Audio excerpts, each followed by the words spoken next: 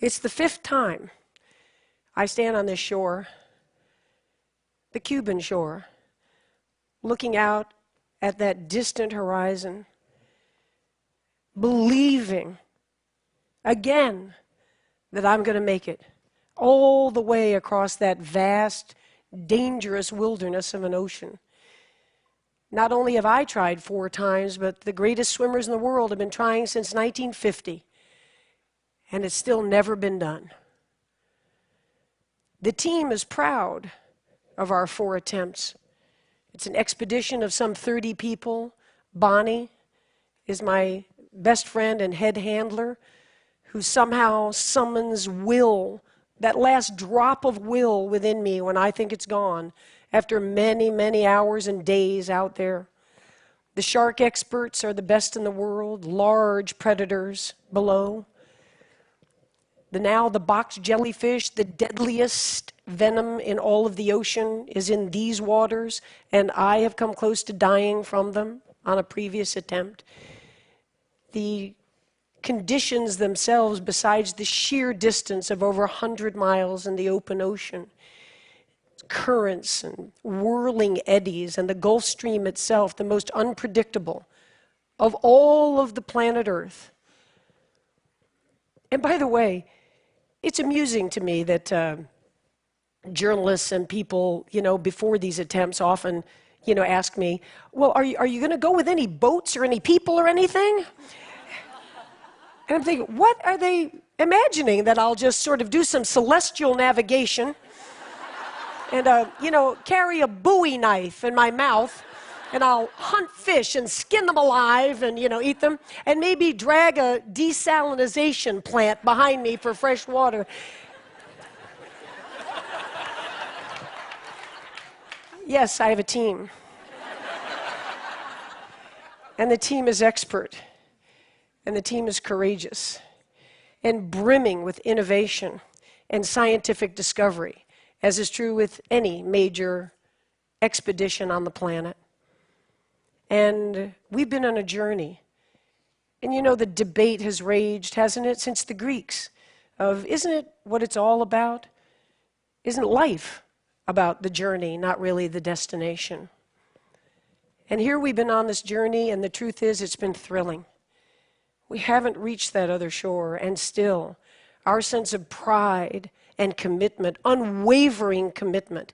When I turned 60, the dream was still alive from having tried this in my 20s and dreamed it and imagined it. The most famous body of water on the earth today, I imagine, Cuba to Florida. And it was deep in my soul. And when I turned 60, it wasn't so much about the athletic accomplishment. It wasn't the sort of ego of, I want to be the first. That's always there, and it's undeniable. But it was deeper. It was, how much life is there left? Let's face it, we're all on a one-way street, aren't we? And what are we going to do? What are we going to do as we go forward to have no regrets looking back? And at this point, by this summer, everybody, scientists, sports scientists, endurance experts, neurologists, my own team, Bonnie, said it's impossible. It just simply can't be done. And Bonnie said to me, but if you're going to take the journey, I'm going to see you through to the end of it. So I'll be there. And now we're there. And as we're looking out, kind of a surreal moment before the first stroke, standing on the rocks at Marina Hemingway, the Cuban flag is flying above, all my teams out in their boats, hands up in the air. We're here. We're here for you.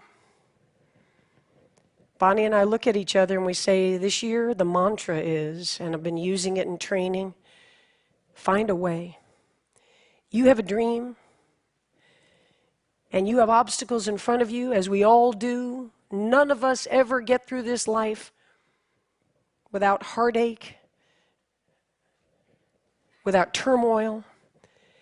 And if you believe and you have faith, and you can get knocked down and get back up again, and you believe in perseverance as a great human quality, you find your way. And Bonnie grabbed my shoulders and she said, let's find our way to Florida. And we started. And for the next 53 hours, it was an intense, unforgettable life experience. Tell you, to be in the azure blue of the Gulf Stream, as if as you're breathing, you're looking down miles and miles and miles, to feel the majesty of this blue planet we live on. It's awe-inspiring.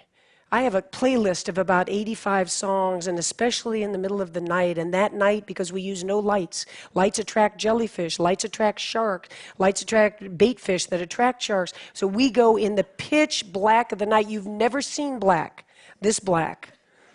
You can't see the front of your hand. And the people on the boat, Bonnie and my team on the boat, they just hear the slapping of the arms, and they know where I am because there's no visual at all.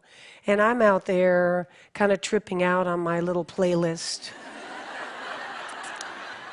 I've got tight rubber caps. I don't hear a thing. I've got goggles, and I'm turning my head 50 times a minute. I'm singing. And there are the crises. Of course there are. And the vomiting starts. The seawater, you're not well, you're wearing a jellyfish mask for the ultimate protection. It's difficult to swim in, it's causing abrasions on the inside of the mouth, but the tentacles can't get you.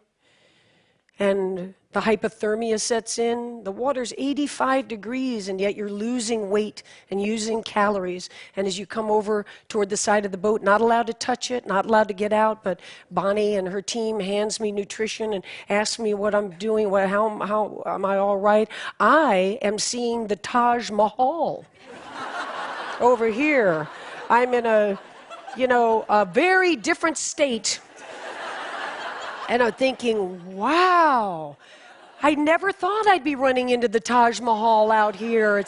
It's gorgeous. I mean, how long did it take them to build that? It's just so, woo. And then we kind of have a cardinal rule that I'm never told really how far it is, because we don't know how far it is. What's going to happen to you between this point and that point? What's going to happen to the weather and the currents? And God forbid you're stung when you don't think you could be stung in all this armor. And Bonnie made a decision coming into that third morning that I was suffering and I was hanging on by a thread. And she said, come here. And I came close to the boat, and she said, look out there. And I saw light, because the day's easier than the night, and I thought we were coming into day. And I saw a stream of white light along the horizon. And I said, it's going to be morning soon. She said, no, those are the lights of Key West. It was 15 more hours, which for most swimmers would be a long time.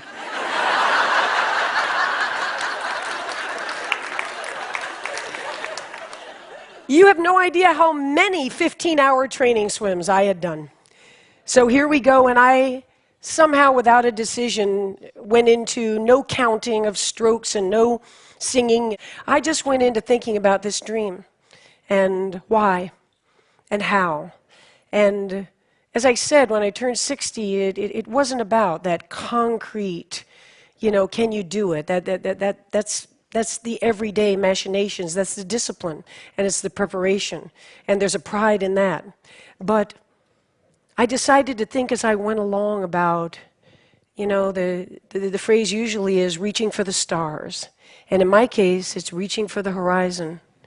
And when you reach for the horizon, as I've proven, you may not get there, but what a tremendous build of character and spirit that you lay down. What a foundation you lay down in reaching for those horizons. And now the shore is coming. And there's just a little part of me that's sad. The epic journey is going to be over. So many people come up to me now and say, what's next? We love that. That little tracker that was on the computer, when are you going to do the next one? We just can't wait to follow the next one. Well, they were just there for 53 hours.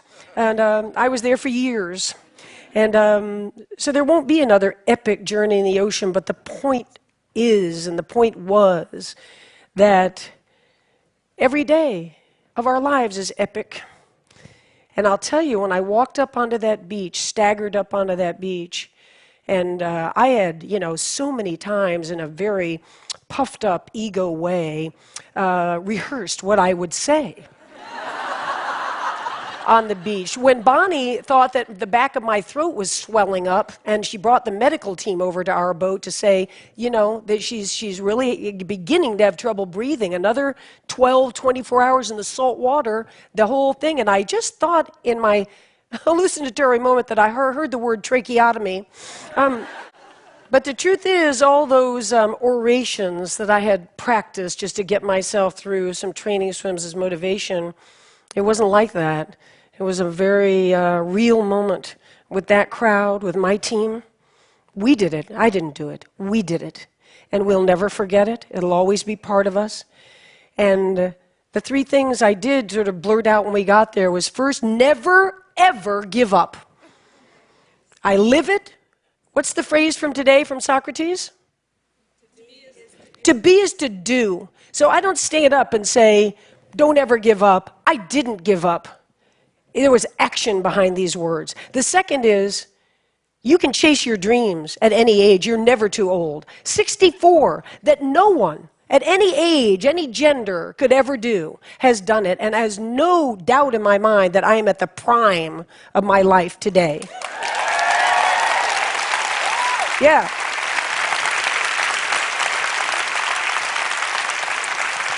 Thank you. And the third thing I said on that beach was, it looks like the most solitary endeavor in the world, and in many ways, of course, it is. And in other ways, and the most important ways, it's a team. When you achieve your dreams, it's not so much what you get as who you have become in achieving them. And yeah, I stand before you now. In the 3 months since that swim ended, I've sat down with Oprah, and I've been in President Obama's Oval Office. I've been invited to speak in front of esteemed groups such as yourselves. I've signed a wonderful major book contract. All of that's great, and I don't denigrate it. I'm proud of it all, but the truth is, I'm walking around tall because I am that bold, fearless person. And I will be every day until it's time for these days to be done. Thank you very much, and enjoy the conference. Thank you. I know it's incredible, Anderson, what she has done and what she was just able to do. We're on her porch actually here. We just finished talking, and I'll tell you, Anderson, I've met a lot of extraordinary people, as have you, throughout the years, but she is one of the ones that has inspired me the most. I want you to just listen a little bit to the conversation we just had. You know what's so great about it, Sanjay, is that it's all authentic. It's a great story. You have a dream 35 years ago, doesn't come to fruition, but you move on with life, but it's somewhere back there. Then you turn 60, and your mom just dies, and you don't know, you're looking for something, and the dream comes awake again in your imagination. No one's ever done it. I'm not sure when the next person will do it. That's how hard it is to get everything right. And when I say everything right, with all the experience I have, especially in this ocean, I never knew I would suffer the way I did. Are you hurting right now? I was hurting then.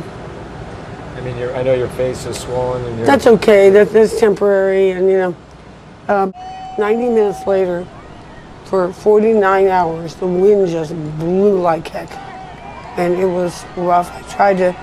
My whole mantra this year was find a way. You don't like it, it's not doing well, find a way. You can't start getting in negative spaces. With endurance sports, you start going like, this hurts too much. Why? Maybe another day. You talk yourself out of it. Even people with iron will quit when it's really tough. Find a way, I like that. Find a way. She's talking that way, Anderson, in part because she had to wear the special jellyfish protectant that actually was like a retainer in her mouth. And again, she's wearing it for 53 hours. That's part of what caused those abrasions. But it was those jellyfish in the past that were so problematic.